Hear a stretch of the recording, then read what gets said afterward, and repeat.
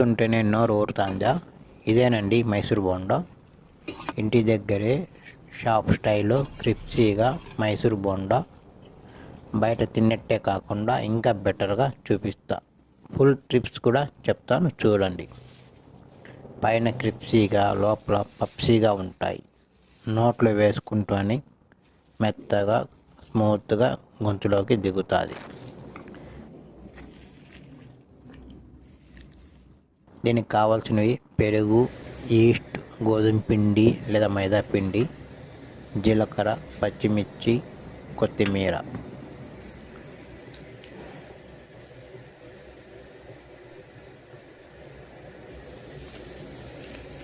మొదట పెరుగును ఈస్ట్లో వేసి బాగా కలుపుకోవాలి. ఉప్పు కూడా కొద్దిగా వేయాలి.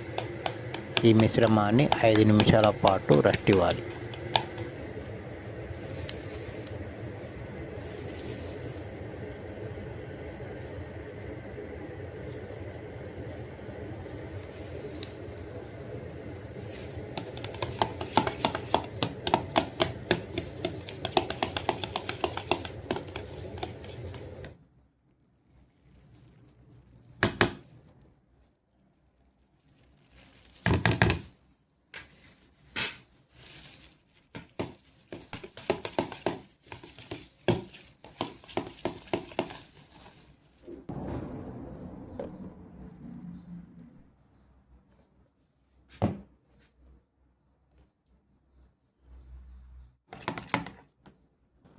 తర్వాత దీనిలో మైదా పిండి, కొద్దిగా నూనె వేసి బాగా కలిపి 20 నుండి 30 నిమిషాల పాటు రెస్ట్ ఇవ్వాలి.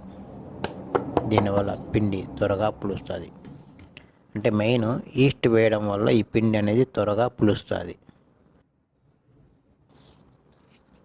మైసూర్ బొండాలకు తోకలు వస్తాయి, రాకుండా ఉండవు. కానీ హోటల్స్ ఏం చేస్తారంటే రెండో పారి చికెన్ ఫ్రై చేసేటప్పుడు ఆ తోకలు కత్తిరించి ఫ్రై చేస్తారు. అప్పుడు మనకు పెద్దవిగా, లావుగా, గుండ్రూటంగా కనబడతాయి.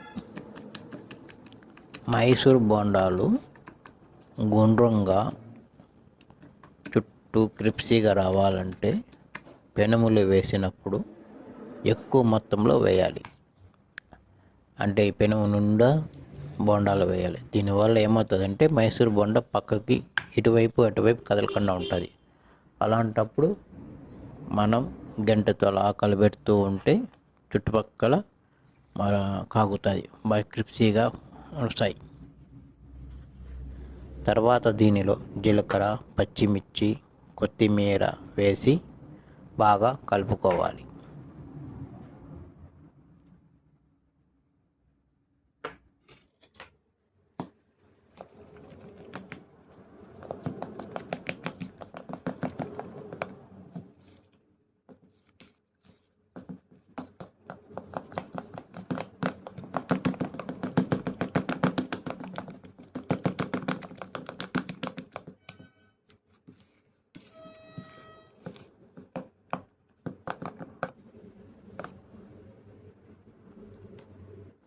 ఇలా పిండిని చేతి తీసుకొని ఎలా అయినా వేయండి, ఇబ్బంది లేదు. నూనెలో వేసిన వెంటనే పొంగుతుంది. ఆటోమేటిక్గానే అవి బాల్స్ లాగానే ఏర్పడతాయి. దానికి భయపడాల్సిన అవసరం లేదు. ఏమంటే పిండి పులుసు ఉండాలి అంతే.